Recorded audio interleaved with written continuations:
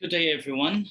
Um, we are now down to the last lecture for this semester on Pope Francis's dialogue on friendship and society. And as you can notice, I only have 3 pages for this lecture because although the chapter or this work or this essay of Pope Francis's actually the 6th chapter of his encyclical letter. It's quite long, but Pope Francis, or this work is quite easy to follow.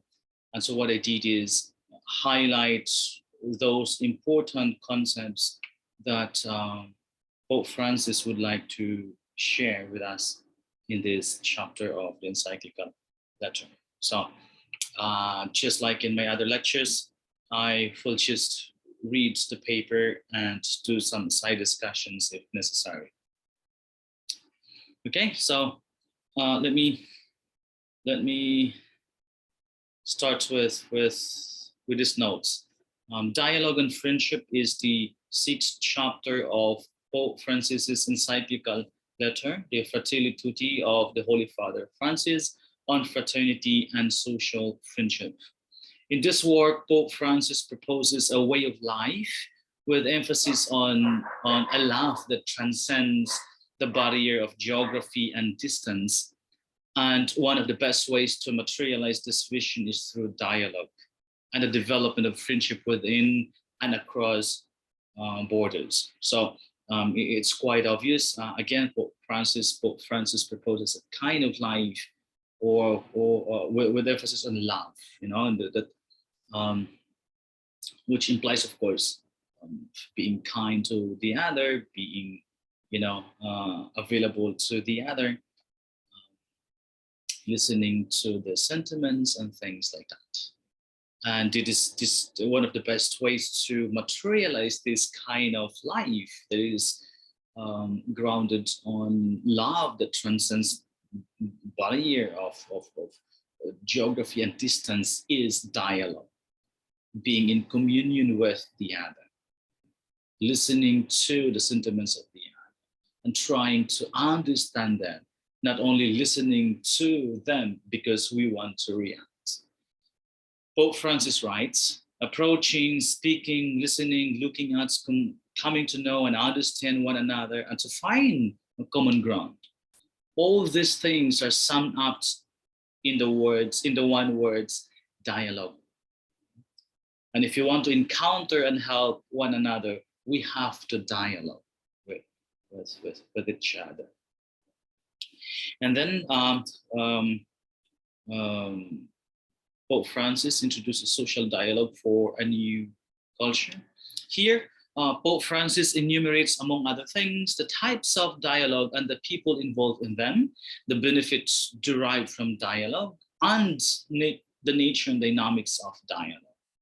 So to the first, Pope Francis talks about dialogue between generations, dialogue among our people, and readiness to give and receive while remaining to the truth. So it's one of the basic requirements, and in dialogue is readiness to give and receive, while remaining to the truth. This could mean, or this implies, being receptive to the opinions and ideas and sentiments of the other. And even if we don't like the way the other frame their statements, or the other is a bit naive, but as a participant of this communication, as a participant of dialogue, Pope Francis says or urges us to be willing and ready to lend some ears, understanding. To the second, Pope Francis argues that a country flourishes when constructive dialogue occurs between its many rich cultural components, like popular culture, university culture, youth culture, artistic culture, technological culture, economic culture, family culture, and media culture. So we got to, be receptive to this type of cultures. We get to listen to what's new. We get to respect the culture of the youth. Some people don't like popular culture, especially, I should say, the elitist or the elite people. But look, as an elite individual, or if you don't like popular culture, for example, because it's cheap, well, we got to respect the other perspective, or the taste of the other people. You know, we don't try to impose our own standards on others. And Pope Francis asks, "Oh, but what dialogue is not?" You know? Mm, and he said, and Pope Francis argues that dialogue should not be confused with a feverish exchange of opinions on social networks, which are frequently based on media information that is not always reliable. You know? And sometimes we thought that a dialogue could involve in angry exchanges of ideas and opinions. But for Pope Francis, of course, I think everybody, necessarily everybody, but I think many of us would agree that in a dialogue, we got to be friendly and civil in the way we deal with the other. We don't necessarily pay lip service to the other. We don't necessarily lick the ass of the other just to, you know, gain some advantage or leverage. But the idea here is, again, even if you don't like the other, even if you don't like the way the other frames his or her or statements, but we get to listen, you know, and before we disagree with the other in a civil manner, we get to listen, we get to understand their case. In a communication or in a dialogue, we don't necessarily, you know,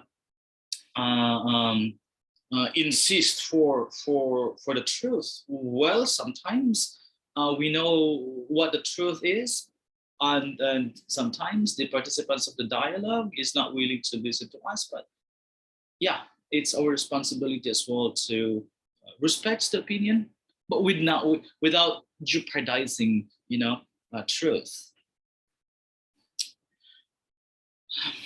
Now, Pope Francis famously calls these exchanges monologues. Okay, so what happens sometimes in a discussion is, or in a dialogue, is that there is the dominance of one or few people or persons, and what happened in that assembly, for example, in a group discussion, is simply an imposition of one's belief and standards on others. Because there are people who think that they're better than others. And so what happened is not really dialogue, but some kind of monologues, some kind of imposition of one side of the truth on the other. And if the other does not listen or does not agree, and they get angry and tend to alienate the other in the discussion. For Pope Francis, monologues are dangerous and divisive because they engage no one. Their contents are frequently self-serving and contradictory.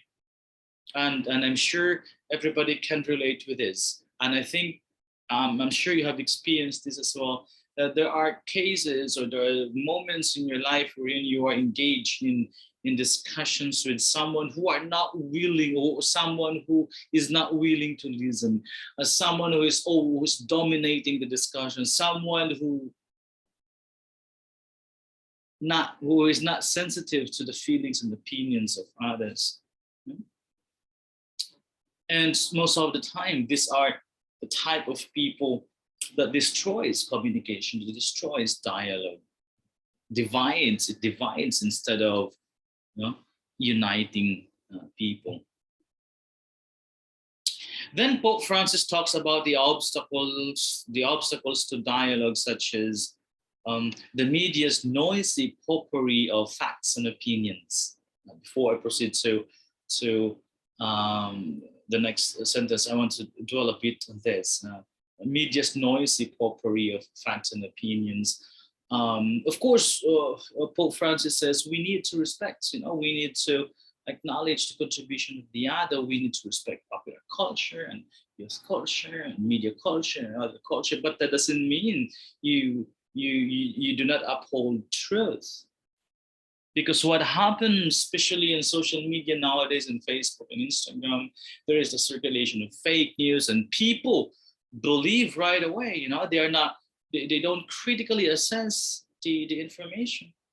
The people have the tendency to believe what the social media portrays or relays, and sometimes this is a noisy corporate conglomerations, combinations of facts and opinions. For Pope Francis, this makes one cling stubbornly to his or her own ideas, interests, and choices, with the excuse that everyone else is wrong. And this is quite again very not quite, but very problematic.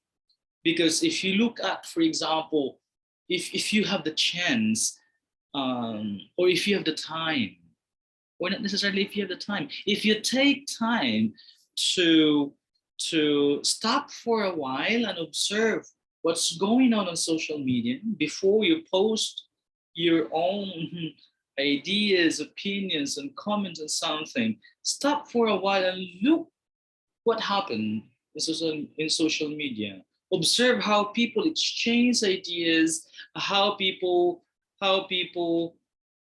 berate other people or insult other people, or how people flex their possessions, or how people propagate fake news, and look at how people respond to that. And most of the time we observe that there are people who really try to insist their own standard, their own truth, and their own interests, their own choices. And what is worse is that they always think that others are wrong and they're always right. Yeah, this is the most dangerous part in communication, in assemblies, in dialogues. It's not really a dialogue according to Pope Francis, it's more of a monologue. So, I'm right and you're wrong. Again, I hope you are receptive enough to acknowledge the fact that sometimes the way we frame our statements, our arguments towards the other is quite alienating. Even if the other is wrong, for example, but since you push the idea, you are like what happened in our, again, I've shared this many times already, what happened in the recently concluded elections, national elections in the country, in the Philippines. The other camp, use a wrong narrative. Not necessarily a wrong narrative. They're on the right side of history, I should say. Yeah, they have they have the truth, but the way it was delivered is not in a form of a dialogue. It was a form of an imposition of their own standards on others. It's like saying, you are wrong, let me educate you, and you are blah, blah, blah, and so on and so forth. And the recipient of that unfair statements, of course, no, they might know that they're wrong, but because it was framed in an unfair manner, in an insensitive manner, and so because of ego, they don't accept that they're wrong, even if they know that they're wrong. And the more that the supporters of the other candidates alienates the supporters of the opposing candidates, the more that the opposing candidates is gaining support and sympathy and momentum. Pope Francis further argues that this subjectivist attitude of people in social media tends to be manipulative, as it dominates discussions and tilts public opinion.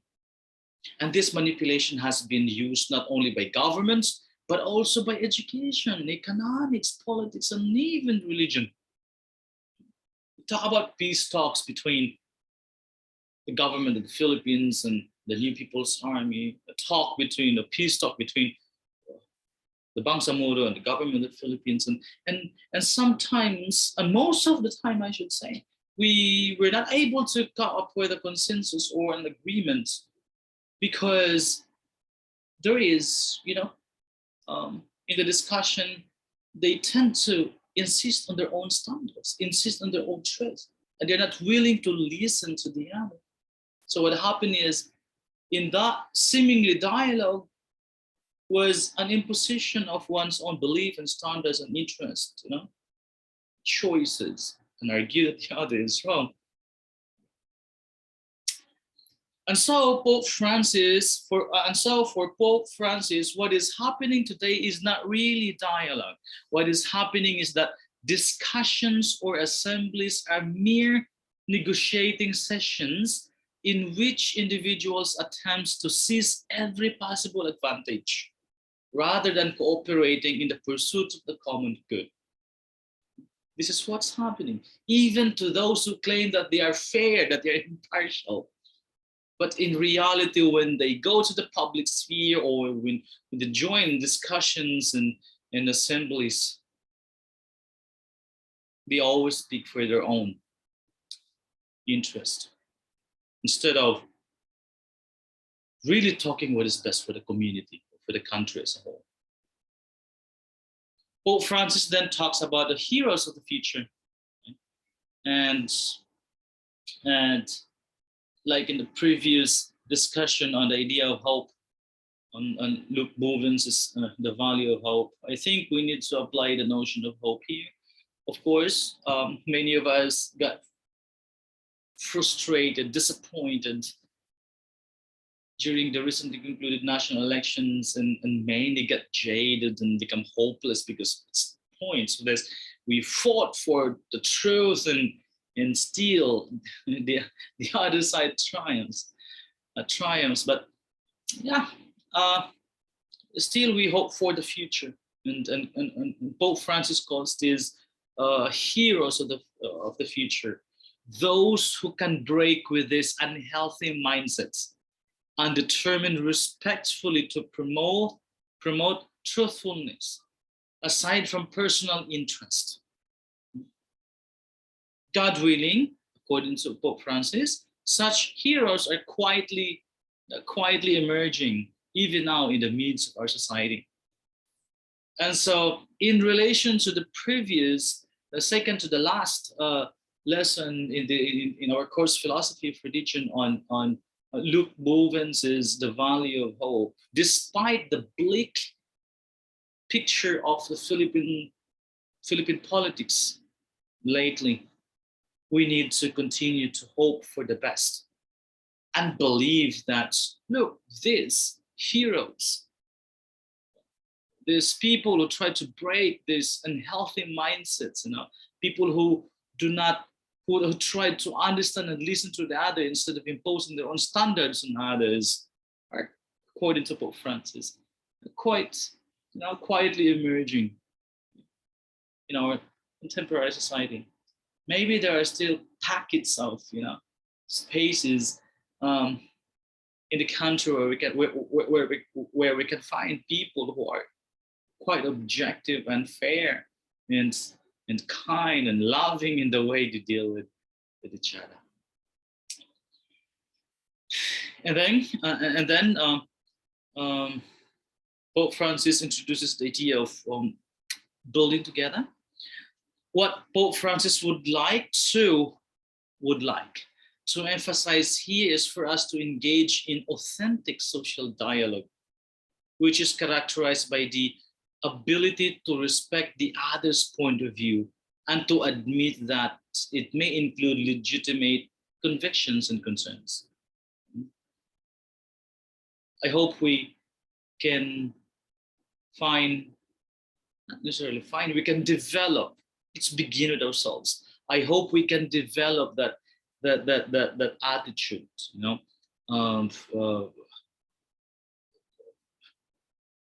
one that respects the opinions, the humanity in general of the other, and do not dominate discussions, impose one's own standards and argue angrily that he or she is wrong and the other is he or she is right and the other is wrong, and things like that. And so, yeah, let's begin from ourselves, according to Pope Francis, and engage in some kind of authentic social dialogue. Pope Francis writes, indeed, in a true spirit of dialogue, we grow in our ability to grasp the significance of what others say and do, even if we cannot accept it as our own conviction. In this way, it becomes possible to be frank and open about our beliefs while continuing to discuss, to seek points of context, and above all, to work and struggle together. So again, the caveat here is we don't, in the dialogue, we don't necessarily pay lip service to the other. We don't necessarily please the other. Of course, in dialogue, in that communication, in that discussion, we can constructively critique the other. We can disagree with the other, with the other participants of the discourse, of the dialogue, of the discussion. But what Pope Francis would like us to do is frame that statement in a civil and professional, respectful manner, rather than shouting and arguing based on ego and showing that you are right and others are wrong and you have the pre idea and others are dull, you know. Given the complexity of our society today, Pope Francis calls us to appropriate interdisciplinary dialogues. To self-explanatory. This means using different approaches and methodologies in addressing a single reality. And this also means respecting and learning from other perspectives. Sometimes because we are coming from our own context and we're coming from different contexts. If I am a scientist, if I am a biologist, I tend to speak from the vantage points of biology. If I am a political scientist, I tend to speak from the language of political science. And from anthropology, we have our own anthropology, we have our own way of speaking the truth. We have our own way of looking at reality. And again, this different context, and it's different it's difficult rather to come up with a one-size-fits-all approach to everyone. It's going to be a monologue, but the idea is, look, there are different perspectives, there are different worldviews, there are different opinions and ideas, and we got to acknowledge the fact that, look, in a discussion, there are different perspectives, you know, or ideas that may arise. But what is important is we continue to listen, we continue to discuss, we continue to respect the other in the attempt to come up with an agreement in order to address a particular problem, for example, or in order to have some kind of consensus at the end of the day. And that is why we have the next section. Section is on the basis of consensus. Because the idea is we do not just discuss for the sake of discussing, we do not just engage with each other intellectually for the sake of showing our intelligence, but for Pope Francis, in a dialogue, we need to uphold consensus and the truth. So here, Pope Francis talks about the solution or alternative to the problem of monologue as opposed to dialogue. So, of course, the discussion is quite logical here. You can easily follow the discussion of Pope Francis. And so there is the problem of monologue that Pope Francis showed a while ago, that I emphasized a while ago. And then we argue that this monologue is dangerous and divisive because the person who is, into doing a monologue is insisting on his own point of view and understanding and interests and choices and viewed the other as always wrong. she is always right. Okay? And so Pope Francis offered some alternatives to that. And he clearly emphasized the fact that relativism cannot be the solution. Okay, so it is here where Pope Francis emphasizes the idea of relativism, or moral relativism to be specific. When we say relativism in this case, in philosophy, I'm sure you know this too well. In epistemology, for example, in terms of truth, the relativists would always say that what is true to me might not be true to you, and what is true to you may not be true to him. And so therefore, please respect my position all the time. And so even if one is wrong, just because of relativism, just because we don't share the same convictions, so therefore you have to respect mine. But that's not, always the case. Sometimes relativism is dangerous, especially moral relativism. If you're familiar with the sati culture of ancient India, the SATI, or sometimes they call it Suti.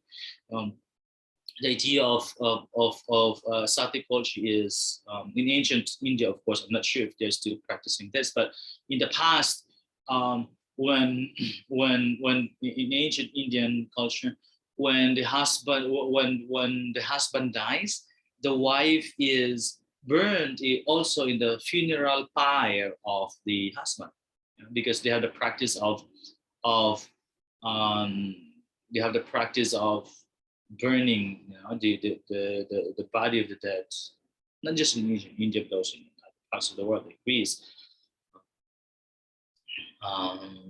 and Scandinavia.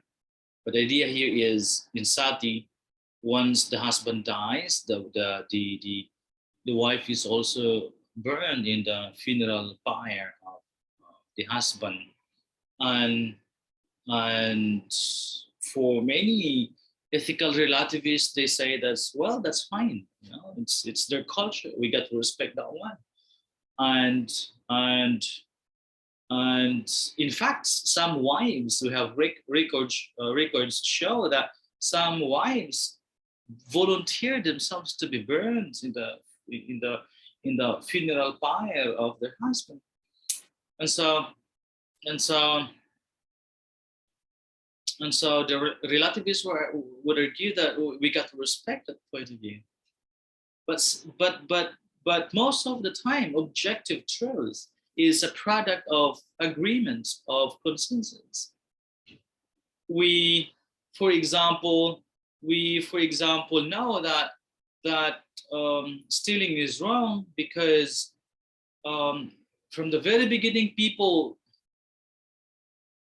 convene and agree that that act that is depriving one of what is rightfully hers is not appropriate. And so therefore people agree that, look, stealing is wrong. And so that's why that's one of the 10 commandments of God, thou shalt not steal. And so that particular truth is not absolute in itself, but it's subjective, because that's what people agreed, and that's what we call a normative basis of human relations, or normative basis of human relations, normative basis of the society. But that particular objective truth is actually a product of consensus. People agreed, people discussed, and they agreed that this is the right thing to do, and that is not the right thing to do. This is what we need to do in the situation. This is what we need not to do in a particular situation. This is because, again, Pope Francis clearly emphasized the fact that relativism cannot be the solution in this case. This is because for Pope Francis, relativism ultimately leaves the interpretation of moral values to those who are in power to be defined as they see fit. So there is a tendency for those, especially for those who are in power, to define something according to their own standard, especially when it comes to morality, when it comes to the economy, when it comes to earning, when it comes to making money and things like that. Pope Francis writes, and I quote, "In the absence of objective truths or sound principles other than the satisfaction of our own desires and immediate needs, we should not think that political efforts or the force of law will be sufficient. When the culture itself is corrupt, and objective truth and universally valid principles are no longer upheld, then laws can only be seen as arbitrary imposition or obstacles to be avoided." So we have to be careful with that. And so, if relativism is not the answer, then what is the solution? What then is the answer? According to Pope Francis, the answer is consensus and truth, which for Pope Francis is attained through dialogue. So again, I would like to emphasize this one, that we do not just engage in a dialogue for the sake of engaging in a dialogue. We do not engage in communication or discussion just because we want to show off our intellectual prowess and things like that. But that dialogue has a purpose. Habermas, Eugen, the famous German philosopher and social theorist, Eugen Habermas calls that purposive communication, purposive dialogue. So in a dialogue, in communication, we aim at the truth, which is normally, I should say, a product of consensus, of agreement. There is, I think I need to explain at this point that, emphasize at this point that there's a difference between being objective, there's a difference between objective truth and absolute truth. When we're saying, sometimes we collapse the two, but there's a fine line that divides the two. When we say absolute truth, or absolute truth from the word absolute, or from the Latin word absolutus, which means no limits. And so therefore, when we say absolute truth, truth that has no limits, it's true to all. It's true to the Chinese, true to the Filipinos, true to the Americans, and so on and so forth. But there are objective truths that are not necessarily true to all. No? For example, if I say the world is round, that must be an absolute truth because it is true to the Chinese and Americans and everyone who knows the truth about planets, about the nature of the earth, would really affirm the fact that the world is round, the earth is round. It may not be necessarily a perfect circle, but it is round. Absolutes, therefore, it has no limits. Absolutus. An objective truth may not be true to all, but it is an objective because it is agreed by many. Okay? For example, we may argue that, or we may agree that the best way to, for example, if the majority, most of the people agree that the best way to one of the best ways to address poverty in the country is to increase the taxes of the rich people. And so if people agree and it is put into action through it is implemented through a policy or a law, then that becomes objectively true because we agree, the majority agrees. So, and that's exactly the reason why we have Congress, we have Senate. But that particular truth may not be true to some, especially those who are disadvantaged, the rich people, of course. For them, that is not fair, or I don't know. Anyway, so again, according to Pope Francis, the answer is not relativism, but consensus and truth, which for Pope Francis is attained through dialogue. So we cannot have some kind of consensus or agreement without dialogue, without discussion, without assemblies, without communication, without coming together, sitting down together, discuss what is best, for example, for the country, what is best for your community. Pope Francis contends that if society is to have a future, it must respect the truth of human dignity and submit to the truth. Hence, to reiterate, dialogue is necessary. And I would like to emphasize here, by the way, that in his work, Pope Francis emphasized the idea of human dignity, the truth of human dignity, and that needs to be respected. And a new culture. Here, Pope Francis calls for a new culture. And what is this new culture? Of course, in relation to the idea of dialogue, this is the culture of encounter. We're facing the other, encountering the other, not just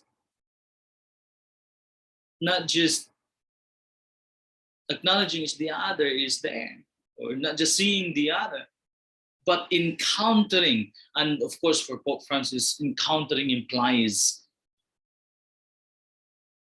spending time with the other, sacrificing a part of yourself for the sake of the other, listening to the other, extending a helping hand to the other, being sympathetic to the other, and things like that. Pope Francis urges people to be passionate about meeting others, seeking points of contact, building bridges, planning a project that includes everyone, an inclusive society. And so, for example, in the Philippines today, after the elections, again, I always make use of the elections, the national elections, because it's until now people cannot get over the results. Instead of putting some barriers between us and those who won, or maybe us who won and you losers. I'm just kidding. I'm not. It's really difficult to side, between or with one camp and blah blah blah. But I think Pope Francis' message at this point is very relevant. That I think I still believe that and hope that we can still sit down with these people and talk about what's best for the country, and talk about truth, and talk about consensus, and talk about agreement. The trouble with other people is that they already closed that possibility, and they're convinced that the situation is hopeless. So in relation to our previous lecture, previous synthesis on Luke Bovins's The Value of Hope, despite this situation in our in the history of the country, politically speaking, we need to continue to hope and engage in dialogue with these people, seek points of contacts, talk to them in a friendly, civil manner, instead of shouting and condemning and shaming the other. That will not work, according to Pope Francis, of course. According to Pope Francis, this should become an inspiration and a style of life, or a lifestyle. And the subject of this culture is the people, not simply one part of society that would pacify the rest with the help of professional and media resources. But we need to talk about the people. We need to think of what is best for them. Hopefully, And according to Pope Francis, the lasting and enduring result of this new culture is peace. I've known so many people who are peace advocates, and yet they are the first to impose their standard on others. They are the one of the most bitter critique of the system. I don't know, maybe that's the right, but I should say we cannot propose or offer peace if we ourselves do not use peaceful words or peaceful means in discussing or diagnosing some social problems or political problems. We got to have that new culture. According to Pope Francis, you may not agree with him, you may not agree with me, of course. By the way, Pope Francis is just sharing you some insights, thoughts, where you can draw some inspiration, maybe. Lastly, on recovering kindness. In this concluding section, Pope Francis calls us to be kind.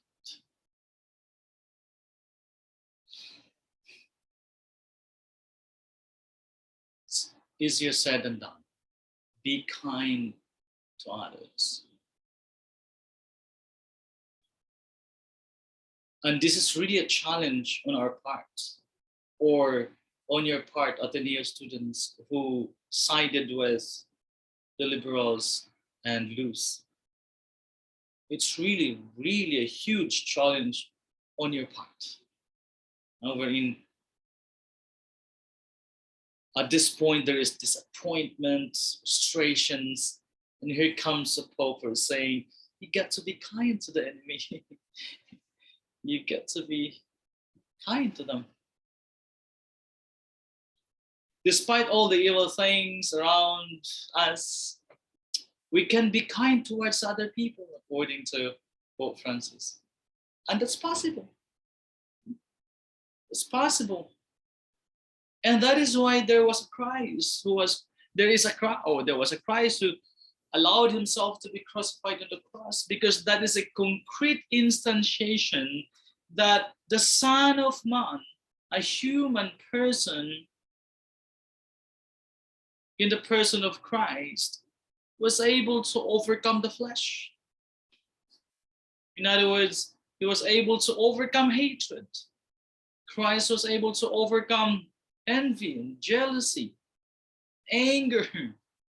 Instead of hatred, instead of invoking hatred in that situation, because he was crucified, he was tortured by his own brothers,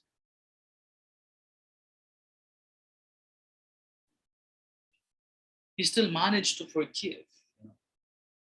And maybe that's one of the reasons why that divine being becomes human, or became human, became a flesh, so that would become a model for us as Christians, as believers. We claim that we're Christians. That would become a model for us to forgive the enemy, accept defeats, and draw strength from that, and move on.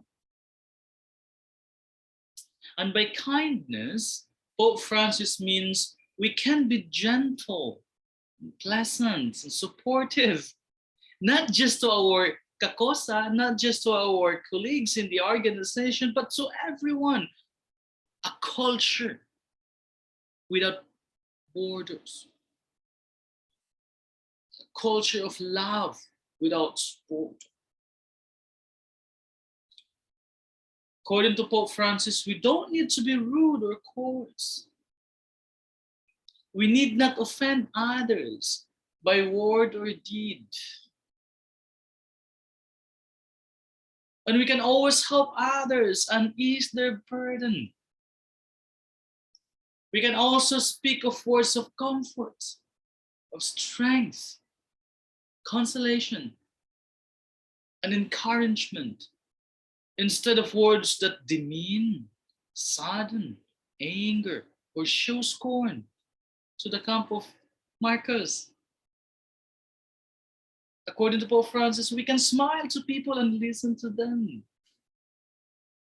You may not agree with me, but that's Pope Francis saying. And as Christians, and if we really are Christians, as a believer of the teachings of Saint Ignatius or Ignatius, whatever, we got to follow this. We got to be kind. Of course, we are humans, all too humans indeed. We feel insulted, we feel anger, of course, jealousy and envy. As human beings, that's normal. When somebody insults you, of course you feel insulted and you get angry, and maybe you tend to fight back. That's normal. But I think what Pope Francis is saying here is that, look, we can dwell with that anger for a moment, at least for a moment, and be conscious enough. For example, this is the importance of Chinese philosophy and Taoism, and this is the importance of accepting that anger at the moment, of that jealousy, of that hatred, of that frustration, of that negative feeling. Okay? I think Pope Francis is not saying do not entertain those feelings now. I guess he said, like the Taoist philosophers, we get to entertain these thoughts, these feelings, these emotions, these frustrations. We got to accept it. But don't dwell on it for long. You get to let go of that and go back to the right track. Doing kindness, understanding the other, loving the other, extending a helping hand, listening to them, not being rude to them, being supportive to them, congratulating, for example, the supporters of Bongbong Marcos for winning the elections.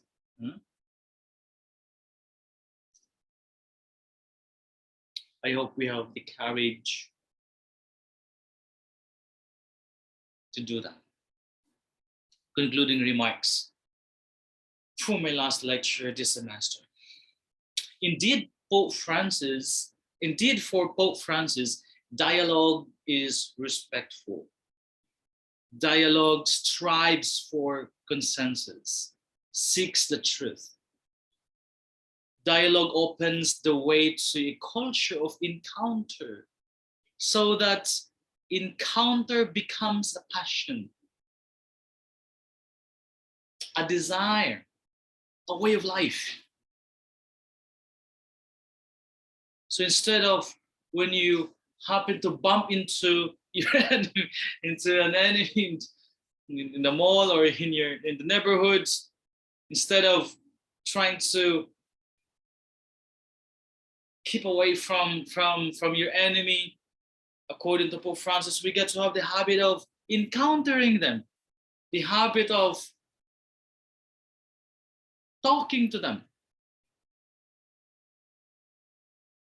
confronting them in a civil, friendly manner.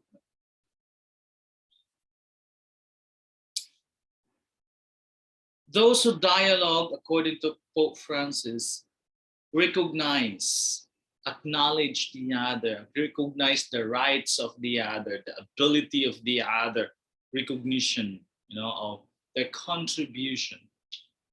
Okay? Those who dialogue recognize, befriend, and respect other persons. Lastly, last paragraph. It is also important to remember that life is the art of encounter, given that we are social beings. We need to remember this. It has been a cliche already. No man is an island. We are social beings. We are political beings.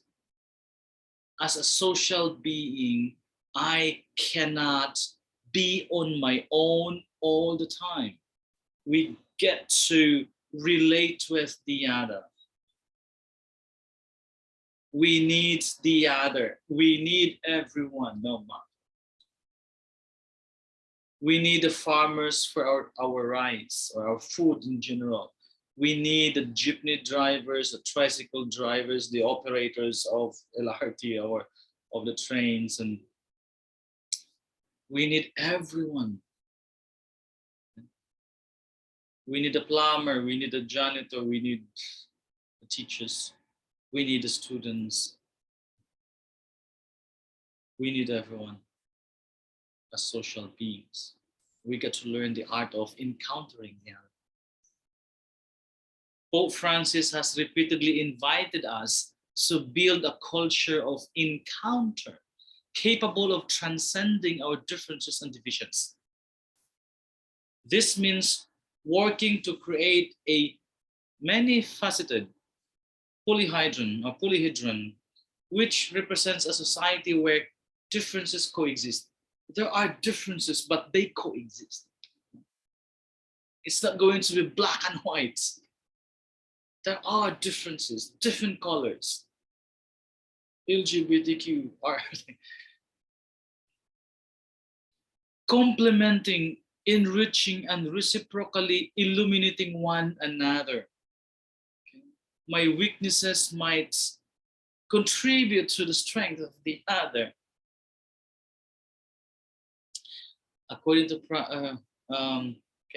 this, let me reiterate this. This means working to create a many-faceted polyhedron, which represents a society where differences coexist, complementing, enriching, and reciprocally illuminating one another, even amidst disagreements and reservations. This also means finding ways to include those on the peripheries of societies of life, the indigenous people, for example, in the Philippines, the marginalized people, the economically less privileged people, those who are hungry, those who do not have homes at the moment. The word culture points to something deeply embedded within a people, its most cherished convictions and its way of life. And finally, to speak of a culture of encounter, according to Pope Francis, means we as a people should be passionate about meeting others, again, seeking points of contact, building bridges, planning a project that includes everyone. And again, according to Pope Francis, this should be our aspiration and a style of life. It's been really a taxing week for me, but a very fulfilling week and a fulfilling semester with you guys. Thank you so much for the time. And although we didn't have a chance to meet each other personally, but I'm sure we have this some kind of we have this spirit of connection, of course. And so with that, I thank everyone and I wish you all the best in your career. Bye for now. Thank you so much.